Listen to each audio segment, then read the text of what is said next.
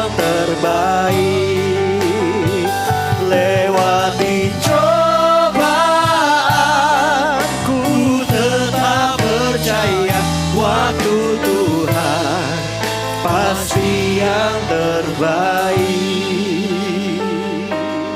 Haleluya.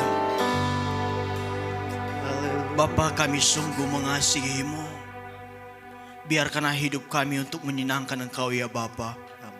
Ajar kami untuk mengerti kehendak-Mu di dalam kehidupan kami, supaya kami tidak jauh daripada kehendak-Mu. Biarkanlah sepenuhnya hidup kami untuk memuliakan Tuhan. Hidup kami sepenuhnya untuk menyenangkan Tuhan.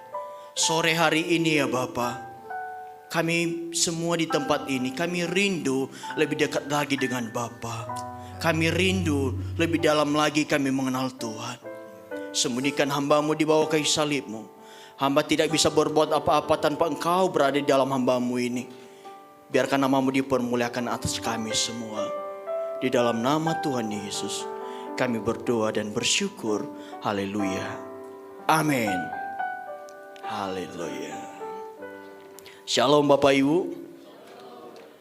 Ya, sebelum saya mulai, saya perkenalan diri dulu.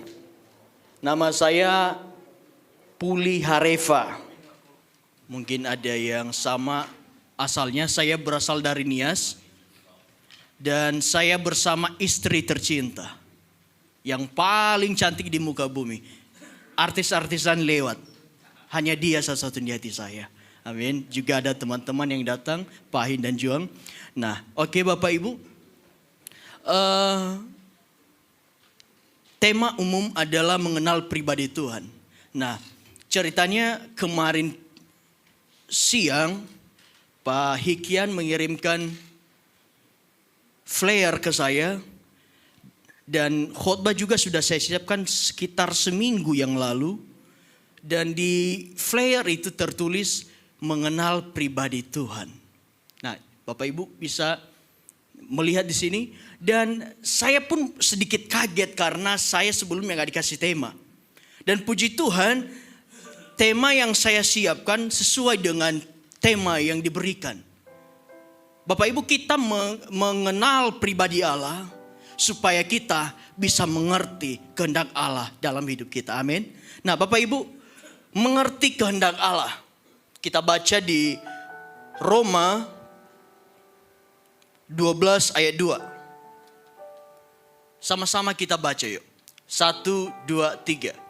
Janganlah kamu menjadi serupa dengan dunia ini, tetapi berubahlah oleh pembaruan budimu, sehingga kamu dapat membedakan manakah kehendak Allah Bapa, apa yang baik, yang berkenan kepada Allah dan yang sempurna.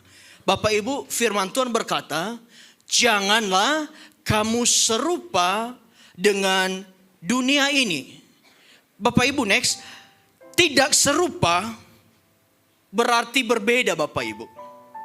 Saya mau yakinkan Bapak Ibu, cara gaya hidup Bapak Ibu berbeda dengan orang di luar sana. Amin. Kalau sore hari ini kita berada di tempat ini karena kita cinta Tuhan. Bagi orang pada umumnya hari Minggu biasanya dipakai untuk apa? Jalan-jalan, nonton dengan keluarga, makan, dan banyak hal lain, rehat. Bahkan tidak sedikit yang berkata healing. Bapak Ibu, tapi karena kita mengasihi Tuhan, kita berbeda dengan dunia ini. Hari Minggu bukanlah waktu untuk jalan-jalan, amin. Tapi hari Minggu adalah waktu kita untuk bertemu dengan Tuhan. Terlalu sedikit Bapak Ibu 2 jam yang kita berikan kepada Tuhan dibandingkan dengan pemeliharaan Tuhan luar biasa dalam kehidupan kita. Jangan sampai kita korupsi waktu kita 2 jam yang berharga ini kita pakai untuk jalan-jalan lagi. Kalau orang dunia, kita mau berangkat gereja, kemudian orang dunia yang tidak kenal Tuhan, yuk jalan-jalan yuk, ibadah minggu depan saja, kan masih ada minggu depan. Minggu depan begitu lagi, yuk keluar yuk makan yuk di sini. Dan akhirnya tidak pernah ke gereja. Bapak Ibu, hati-hati. Kita sedang tidak ada di dalam kehendak Allah. Kalau kita sudah mulai jarang datang ibadah, berarti kita sedang tergerus, sedang dibawa oleh arus dunia. Bukan kita yang dibentuk dunia, Bapak Ibu. Yang setuju katakan amin. Bukan kita yang dibentuk dunia, tapi kita yang membentuk dunia. Berapa hari-hari ini hidupnya asal ikut-ikutan saja, yang penting happy. Tapi saya mau katakan kepada Bapak Ibu, Bapak dan Ibu adalah garam dan terang dunia. Kalau orang di luar sana sudah tidak tahu cara mengasihi, harusnya Bapak Ibu semua yang tinggal di dalam Tuhan tahu caranya mengasihi. Ketika kasih di luar sana sudah hambar, pujian yang sekedar omong kosong, kamu cantik, kamu baik, hanya sekedar ucapan tapi di belakang beda. Tetapi orang Kristen harus sama apa yang di depan dan yang di belakang. Ketika saya puji istri saya, kamu cantik, memang itu dari hati saya, dia cantik. Bukan saya bilang, kamu cantik karena saya ada maunya. Ataupun saya bilang, kamu cantik, kemudian dia berbalik, cantik apaan ya? Muka udah gitu, masih sok cantik. Tapi saya bersyukur Bapak Ibu. Biarkanlah kita mengenal kehendak Tuhan. Apa yang dikehendaki Tuhan dalam kehidupan kita. Kalau kita tidak mengenal kehendak Tuhan dalam kehidupan kita, kita akan berjalan tanpa arah.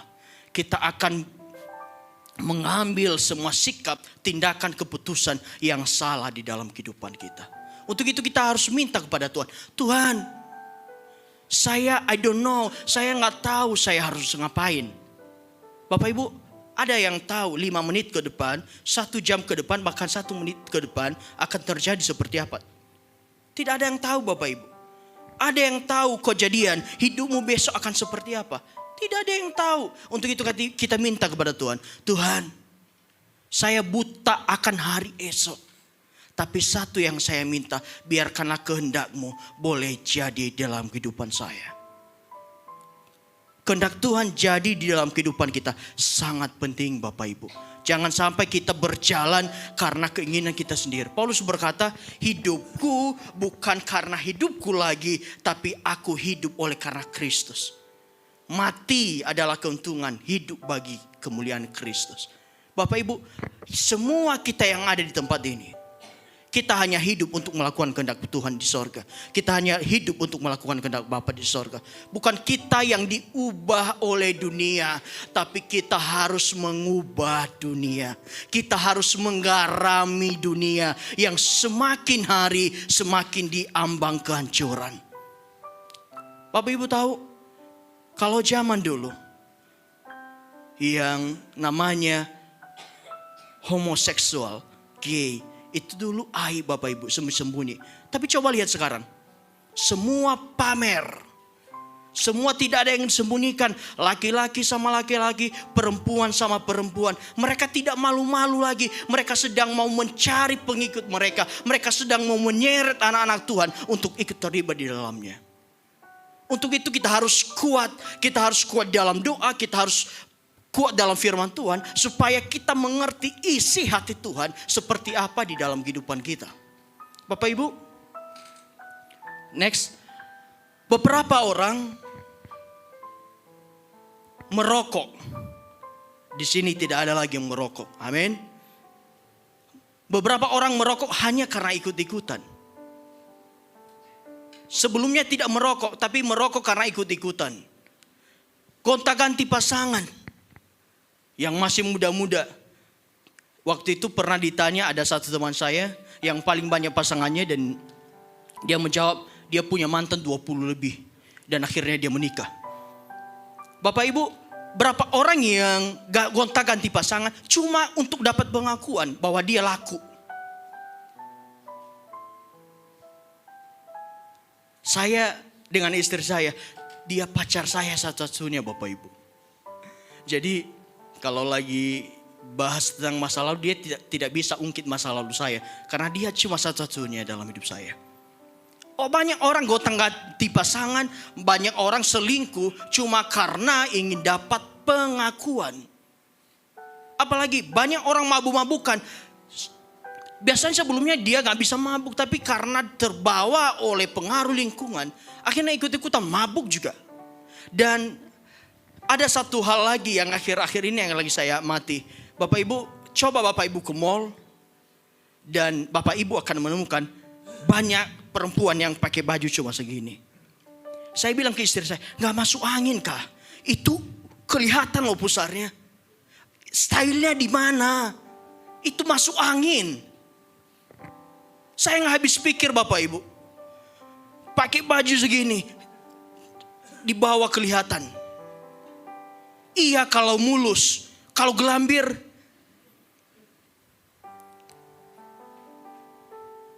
Bapak Ibu, akhir-akhir ini semua ikut-ikutan. Dan hanya sekedar mengikuti tren. Walaupun sepantasnya mereka tidak nyaman. Saya perhatikan satu lagi. Ada orang yang pakai rok segini. Kemudian ketika dia naik motor, dia tutup Bapak Ibu. Berarti sebenarnya dia tidak nyaman dengan pakaian itu. Tapi hanya sekedar mau ikut-ikutan. Bapak Ibu, saya mau katakan jangan ikut-ikutan tren yang lagi hits di kalangan masa kini. Jangan tren ini ikut. Dan akhirnya kita tidak punya jati diri. Bapak Ibu, jati diri Anda di dalam Tuhan harus kuat supaya Anda tidak ikut-ikutan. Supaya Anda tidak pakai baju crop top ikut-ikutan, merokok ikut-ikutan, mabuk-mabukan cuma karena ikut-ikutan, gonta-ganti pasangan karena ikut-ikutan. Tapi Anda harus punya jati diri. Anda adalah orang yang berharga di mata Tuhan. Amin. Iblis sedang bekerja lewat satu tren viral, booming. Banyak hal dilakukan di Instagram, di Facebook, di YouTube yang sebenarnya tidak mau dilakukan, tapi cuma karena dikatakan lagi trending nomor 1, maka juga ikut-ikutan. Arus dunia sedang menyeret manusia ke dalam kebinasaan Bapak Ibu. Bapak Ibu perlu Ibu tahu. Iblis tidak senang kalau Bapak Ibu rajin ibadah. Amin. Iblis tidak senang kalau Bapak Ibu semua rajin baca firman Tuhan. Iblis tidak senang kalau Bapak Ibu semua rajin berdoa. Tapi dia berusaha akan mencuri perhatian Bapak Ibu. Dia akan menggoda Bapak Ibu. Supaya Anda yang dulunya punya waktu, sekarang tidak punya waktu untuk baca firman. Tidak punya waktu untuk berdoa. Tidak punya waktu lagi untuk menyembah Tuhan.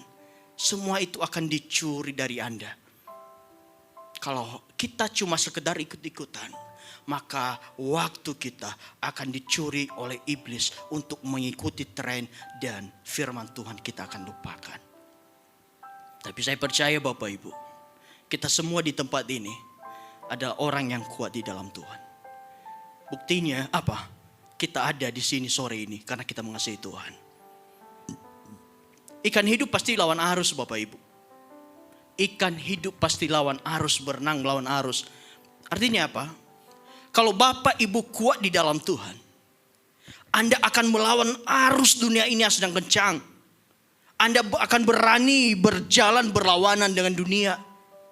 Tapi kalau rohani kita mati, rohani Bapak Ibu mati, Anda akan mengikuti kemanapun arus itu berjalan, Anda akan ikut. Tapi kalau rohani Anda, kerohanian Anda hidup di dalam Tuhan, Anda lihat situasi yang gak beres, maka Anda akan berjalan berseberangan. Jadi sangat penting Bapak Ibu, kerohanian Anda mati atau hidup. Coba tanya kiri kanan, kerohanianmu mati atau hidup? Ayo Bapak Ibu. Ada yang jauh mati hidup? Kadang mati, kadang hidup. Maksudnya kalau sempat dia baca firman, kalau lagi sempat dia menyembah Tuhan. Bapak Ibu hati-hati. Jangan sampai Anda adalah golongan ikan mati. Kalau Anda adalah golongan ikan mati, Anda akan diseret oleh dunia.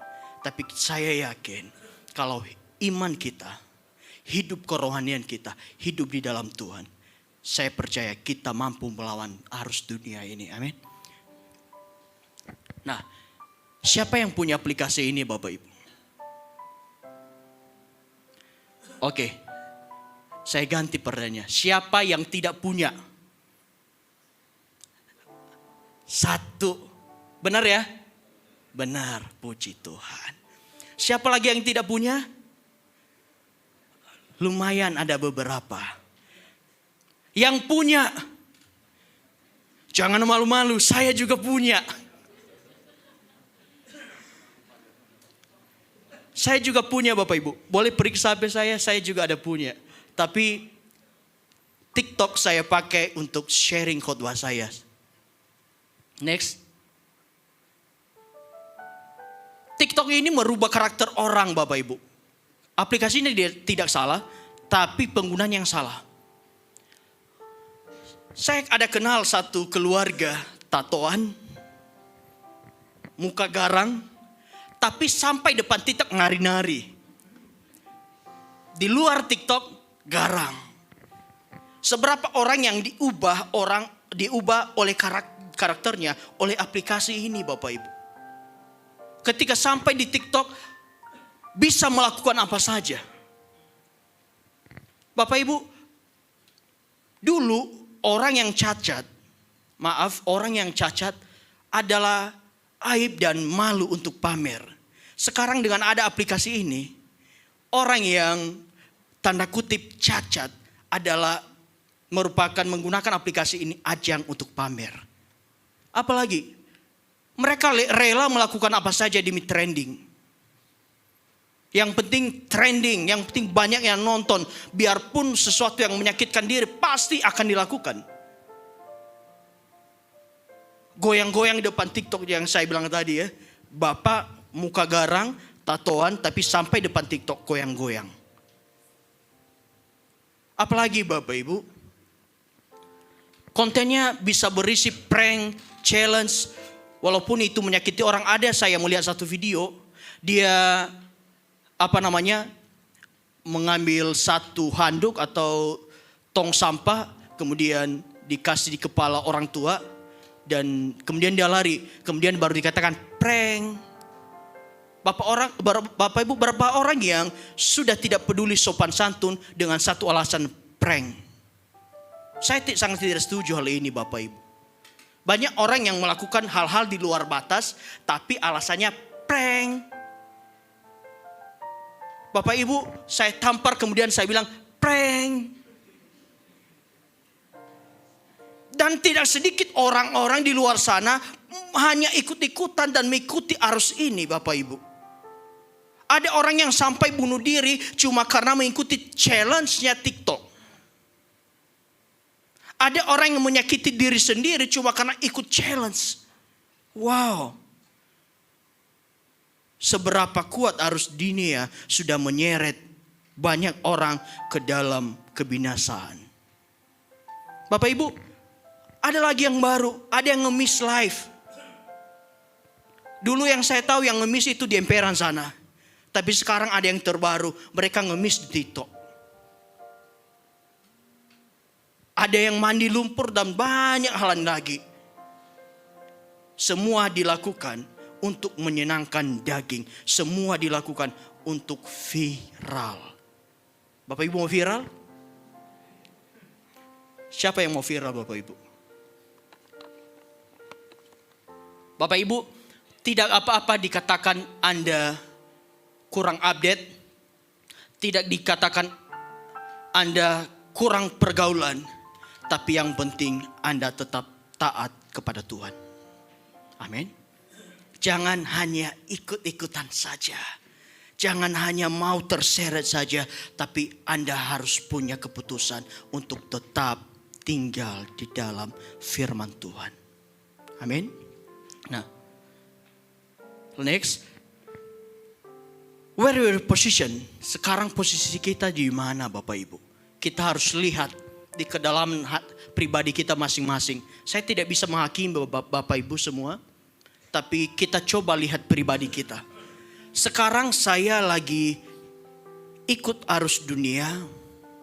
Ataukah sekarang saya sedang mengikuti kehendak Tuhan? Bapak Ibu, kejatuhan seseorang tidak langsung brek jatuh. Tapi pelan-pelan. Yang dulunya rajin doa, yang dulunya rajin datang ibadah, mulai berkurang. Dan akhirnya terhilang.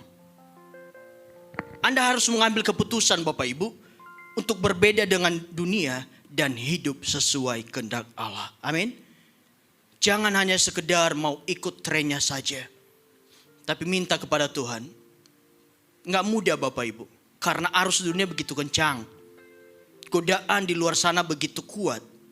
Tapi minta kepada Tuhan. Tuhan, saya rindu untuk tetap mengikuti kehendak-Mu. Saya nggak mampu Tuhan. Tapi saya percaya Roh Kudus-Mu menolong saya. Kita nggak akan mampu kalau kita mengandalkan kekuatan kita sendiri. Bapak Ibu pernah dengar lagu Alamat Palsu? Itu lagu yang saya nggak suka Bapak Ibu. Karena sesuatu hal,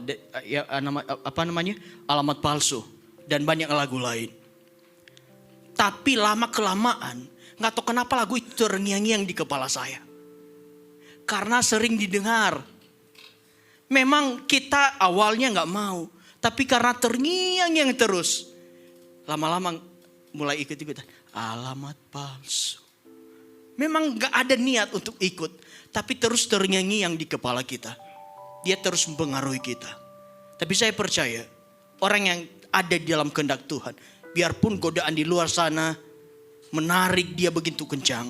Tapi kalau dia punya ketetapan hati dalam Tuhan. Dia tidak akan mudah terseret. Amin. Bapak Ibu. Cara supaya tidak terseret arus dunia adalah, tadi kita baca di Roma 12 ayat 2, berubahlah oleh pembaruan budimu. Bapak Ibu, apa maksudnya berubah oleh pembaruan budi kita? Bagaimana caranya berubah sesuai dengan kehendak Tuhan? Pertama, kita punya waktu yang intim dengan Tuhan. Amin. Bapak Ibu, itu tadi saya katakan. Tidak cukup kita hanya datang beribadah 2 jam dan kekristenan kita selesai di situ. Tapi setelah pulang dari sini, bagaimana hidup kita di luar sana? Setelah pulang dari sini, apakah kita masih punya waktu dengan Tuhan?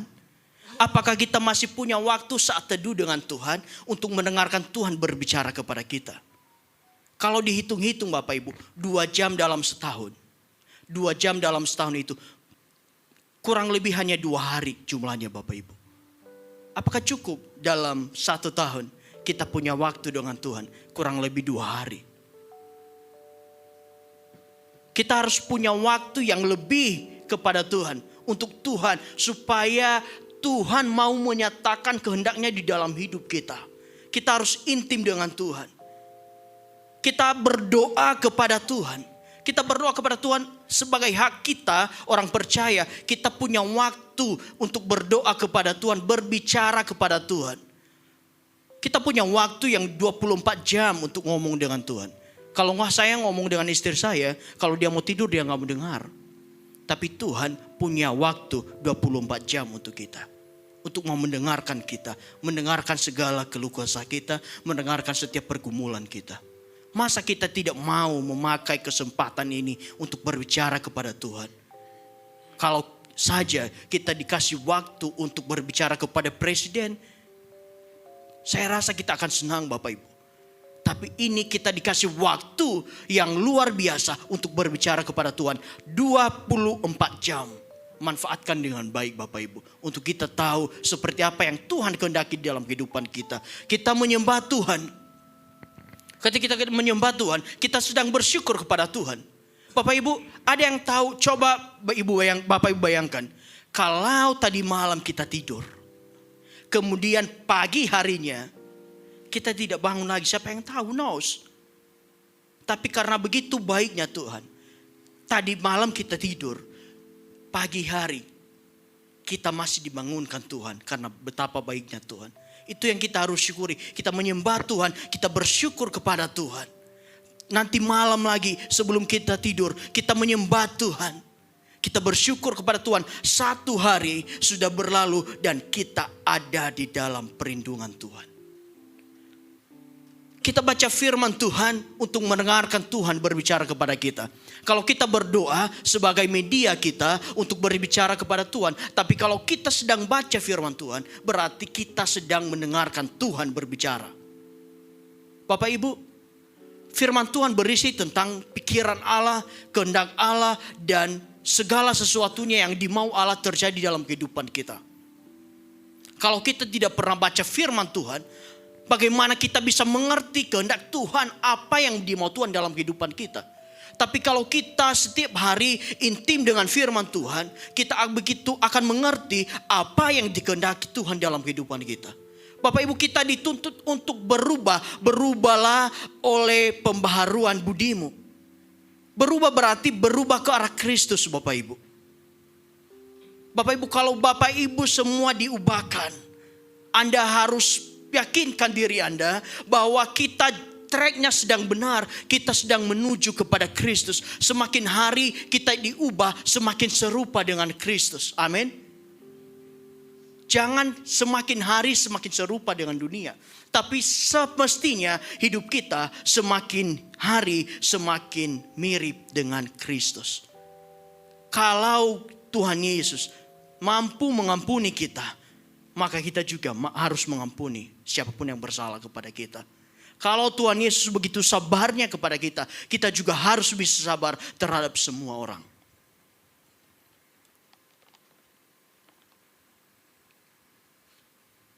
Bapak Ibu, caranya intim dengan firman Tuhan. Kita baca sama-sama 2 Timotius 3, 16-17. 2 Timotius 3 ada di slide 16-17.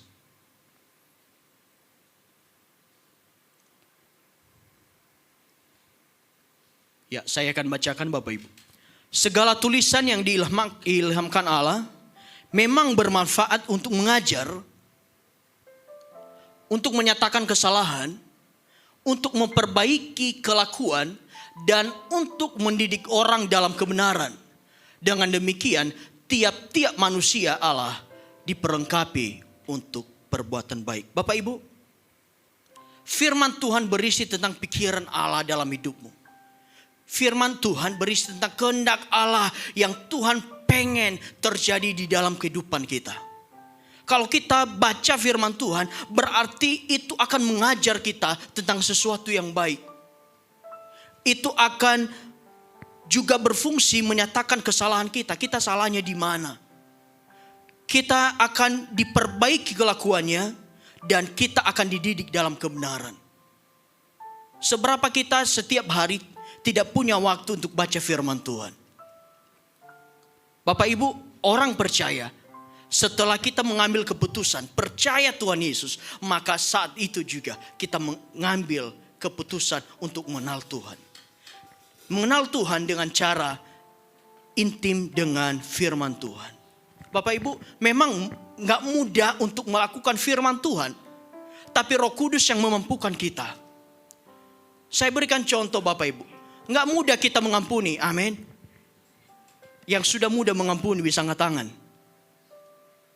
Apalagi kalau sudah terlalu parah, kita mengatakan, Pak, saya gak bisa mengampuni. Dia sudah terlalu parah menyakiti saya.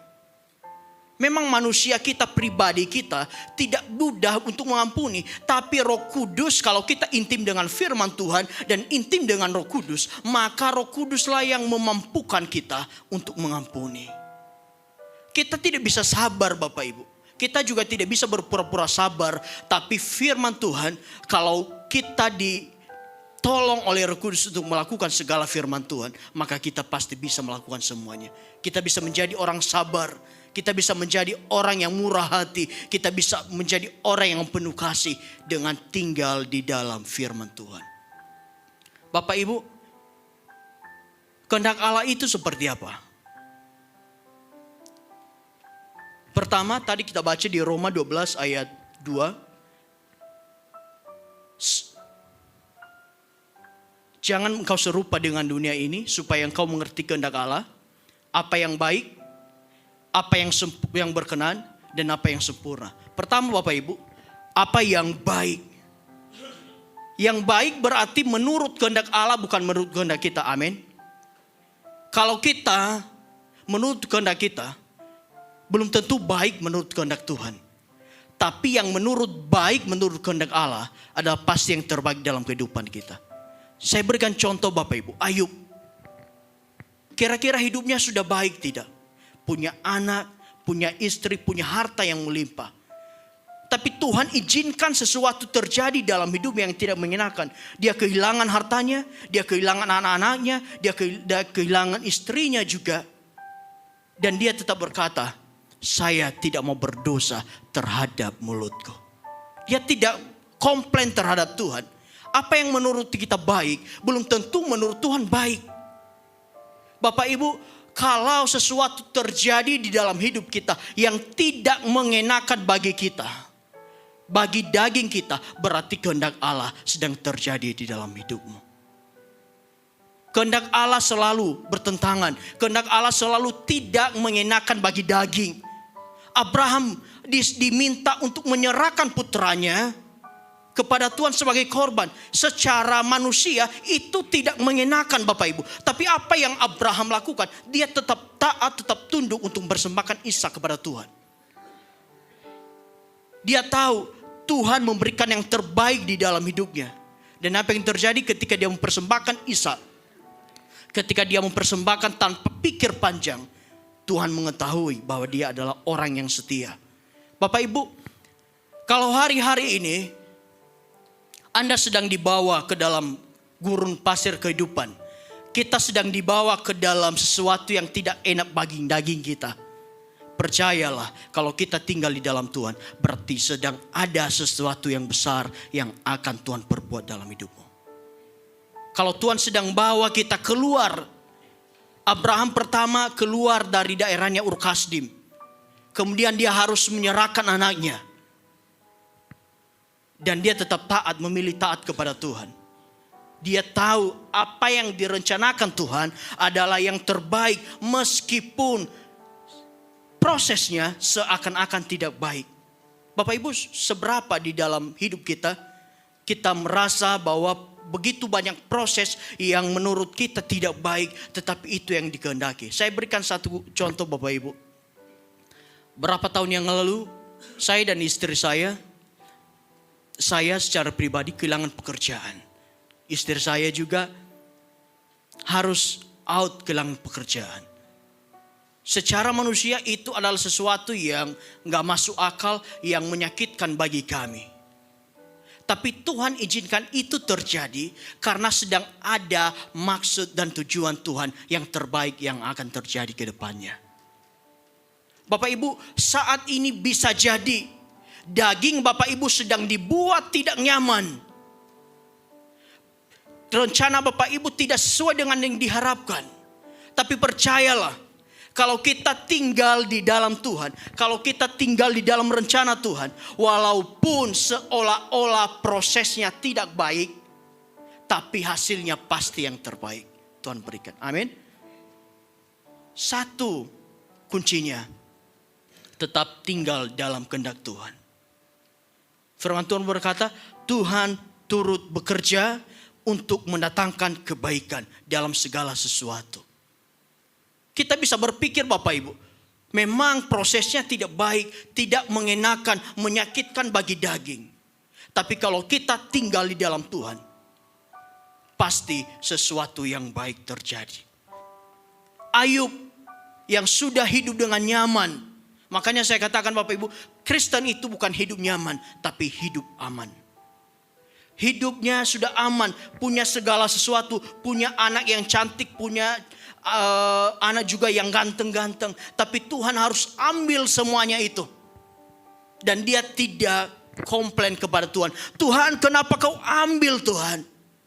Dia hanya taat kepada Tuhan. Dia tetap bersikap saleh kepada Tuhan. Dan apa yang terjadi setelah proses terjadi dalam hidupnya, Tuhan memberikan 2 kali lipat dari yang ada sebelumnya.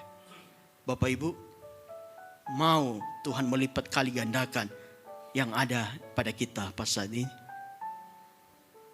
Seberapa di antara kita yang mau hidupnya berserah kepada Tuhan? Suka-suka Tuhan. Hidupku bukan aku lagi, tapi kehendak Tuhan yang boleh jadi. Itu yang dilakukan Bapak Ibu. Tuhan mau kita mengerti apa yang baik, yang menurut Tuhan baik, bukan menurut kita baik. Yang muda-muda, yang menginginkan jodoh, jangan maksa. Tuhan, harus dia jodoh saya. Kalau tidak jodoh, jodohkan Tuhan. Maksa. Tapi pasti Tuhan berikan yang terbaik kepada kita. Yang penting adalah bagaimana hidup kita tetap ada di dalam kehendak Tuhan. Kita percaya Tuhan merencanakan yang terbaik dalam kehidupan kita. Tuhan tidak pernah merencanakan sesuatu yang buruk dalam hidup anak-anaknya. Amin. Bapak Ibu, kalau kita percaya yang Tuhan rancangkan dalam kehidupan kita adalah yang terbaik. Saya katakan sekali lagi, kalau kita percaya Tuhan Bapa kita di sorga merencanakan sesuatu yang terbaik dalam kehidupan kita, maukah kita menolak apa yang Tuhan izinkan terjadi dalam kehidupan kita? Bapak Ibu, kalau saat ini Tuhan sedang bawa kita ke padang gurun kehidupan, kalau saat ini Tuhan sedang membuat sesuatu yang tidak enak bagi daging kita, kita hanya bisa berkata, Tuhan, saya tetap mau taat, tapi saya minta kepada Tuhan, berikan saya kekuatan untuk bisa melewati semuanya ini. Amin. Bapak Ibu, apa yang baik kita tahu, apa yang baik Tuhan pasti sediakan bagi kita, anak-anaknya. Kesehatan Tuhan pasti kasih. Tempat tinggal Tuhan kasih, Tuhan tahu kita perlu semuanya itu. Yang penting kita belajar taat, belajar untuk tidak melawan kehendak Tuhan. Yang kedua, apa yang berkenan Bapak Ibu? Berkenan berarti disenangi Allah. Pertanyaannya Bapak Ibu, apakah hidup kita sudah membuat Allah disenangkan? Coba periksa hati masing-masing. Tuhan, apakah hidup saya sudah membuat Tuhan senang atau tidak? Satu hal yang saya percaya, kalau kita mengasihi Tuhan,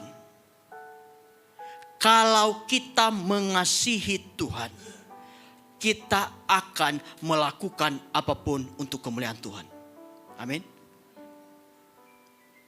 Dulu saya pacaran dengan istri saya.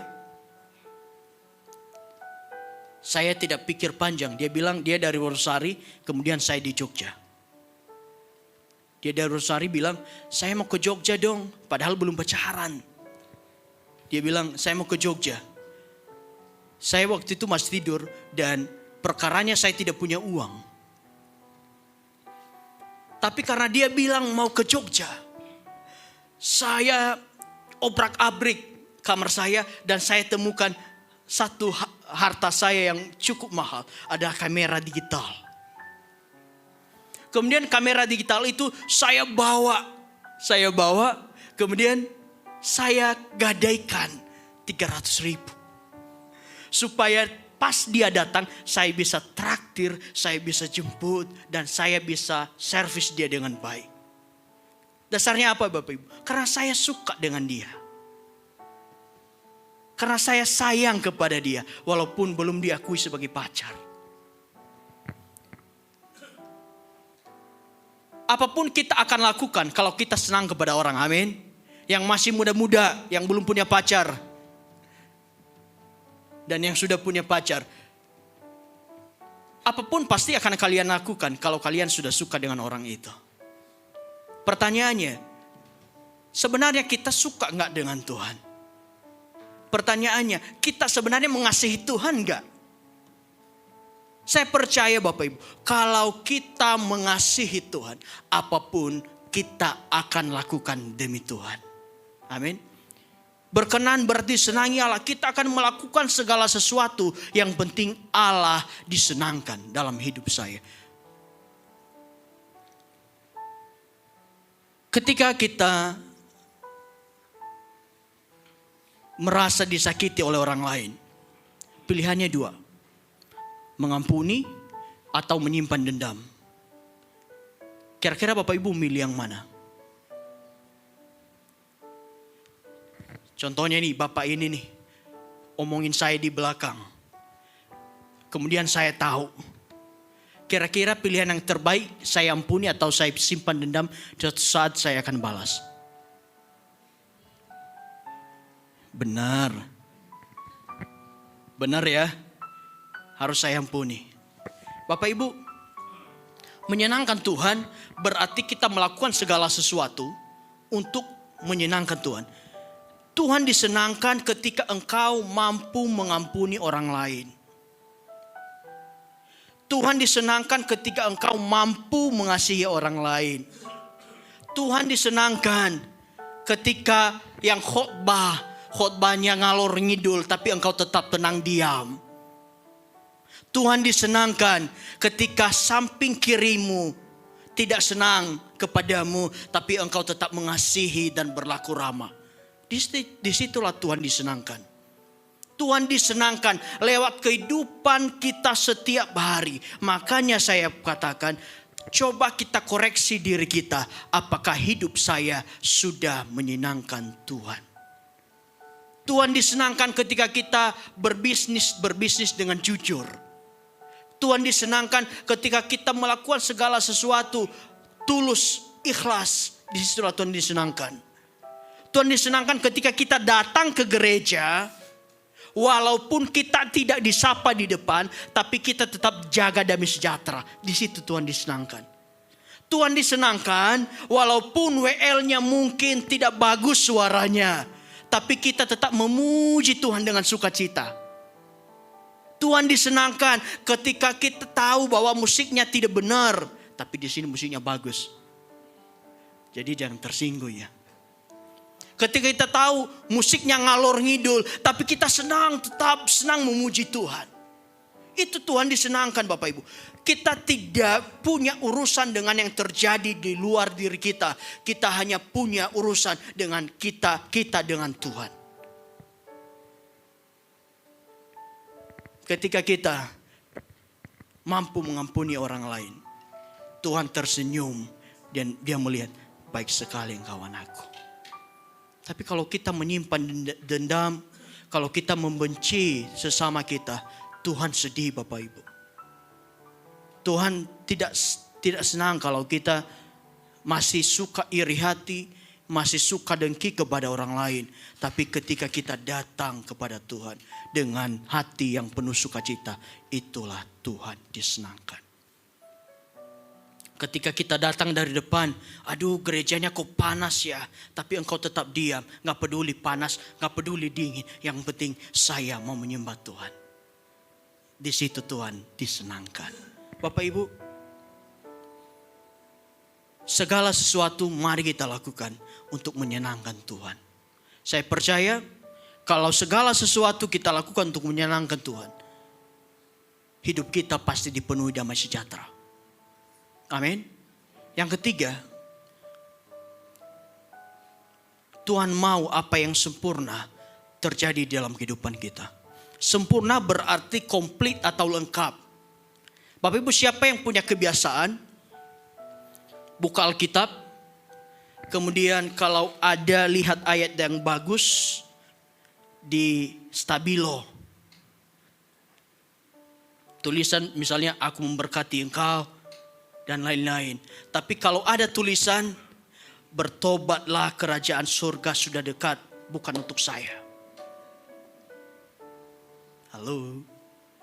Bapak Ibu, firman Tuhan, Kejadian sampai Wahyu adalah firman Tuhan yang bisa mengubah hidup kita.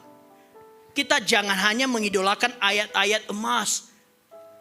Cuma sebagian dari firman Tuhan di stabilo, di highlight supaya ini ayat emas saya ini. Tapi kalau dikatakan bertobatlah sebab kerajaan surga sudah dekat, buru-buru ditutup. Itu bukan untuk saya. Kalau firman Tuhan berkata, aku akan memberkati engkau. Amin. Paling besar suaranya. Aku akan melimpahkan berkatku, engkau akan sehat. Amin. Tapi giliran tulisannya berkata, mengampunilah. Itu bukan saya. Bapak Ibu, firman Tuhan, Kejadian sampai Wahyu adalah firman Tuhan yang berkuasa. Tuhan mau apa yang sempurna, firman Tuhan, kepribadian Kristus sempurna di dalam hidup kita. Kita tidak pilih-pilih. Amin. Katakan sama-sama yuk, tidak pilih-pilih. Mulai sekarang Bapak Ibu, boleh di highlight ayat yang bagus-bagus, tapi jangan lupa ayat yang mengatakan bertobat juga di highlight, karena itu sangat penting dalam kehidupan kita. Ayat yang mengatakan mengampunilah juga di highlight juga, karena saya tahu itu semua akan membentuk hidup kita semakin serupa dengan Kristus. Amin. Kesimpulannya Bapak Ibu, kita tidak dapat mengerti kehendak Allah kalau kita masih mengikuti arus dunia. Kalau tadi kita masih ikut tren, kita hanya sekedar ikut-ikutan, kita tidak bisa mengerti kehendak Allah karena jalur kita berbeda. Tapi kalau kita mengambil keputusan, kita mau ikut kehendak Tuhan, apapun yang terjadi, biar dunia meninggalkan saya, sekalipun keluarga meninggalkan saya, sekalipun teman-teman saya meninggalkan saya, yang penting saya ikut kehendak Tuhan. Amin. Biarpun banyak di luar sana berusaha menggoda kita, tapi kita tetap punya komitmen. Apapun yang terjadi, saya ikut Tuhan. Saya mau kehendak Tuhan terjadi dalam hidup saya. Hanya pikiran yang diperbaharui dengan pikiran Kristus yang membuat kita mampu mengerti kehendak Allah. Kalau kita tadi sudah hidup menurut firman Allah, saya percaya kehendak Allah boleh terjadi di dalam kehidupan kita. Amin.